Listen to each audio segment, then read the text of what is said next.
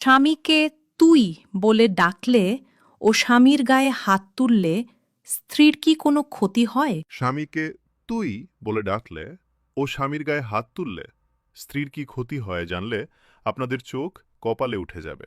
বিশেষ করে আমার প্রিয় বোনেরা, আজ এমন একটি বিষয় নিয়ে কথা বলবো যা জানলে আপনারা অবাক হয়ে যাবেন। জীবনে এই ভুলটি আপনারা কখনোই করবেন না।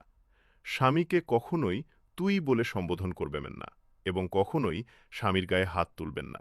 যদি এই ভুলটি করেন তবে এমন মারাত্মক ক্ষতির মুখে পড়বেন যা আপনাকে সারা জীবন ভোগ করতে হবে।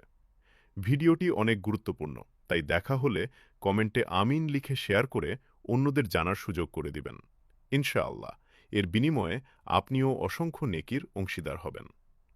কোনো স্ত্রী যদি স্বামীকে তুই তোকারি করে কথা বলে কিংবা স্বামীর গায়ে হাত তোলে তবে মহান আল্লাহ তাআলা তার ওপর চরম নারাজ হন। আমাদের সমাজে এমন কিছু স্ত্রী রয়েছেন যারা এই ধরনের আচরণ করেন। ইসলাম ও সামাজিক দৃষ্টিকোণ থেকে এটি চরম অবাধ্যতা ও বেয়াদবি। এমন আচরণকারী স্ত্রীরই জান্নাত থেকে বঞ্চিত হতে পারেন।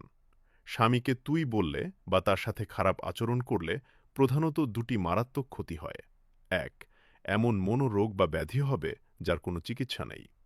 আপনি যদি স্বামীকে তুই বলে সম্বোধন করেন বা অপমান করেন তবে মহান আল্লাহ তাআলা আপনার উপর এতটাই রাগান্বিত হন যে আপনার এমন কোনো কঠিন রোগ বা মানসিক ব্যাধি হয়ে যাবে যার উত্তর বা চিকিৎসা পৃথিবীর কোথাও খুঁজে পাবেন না।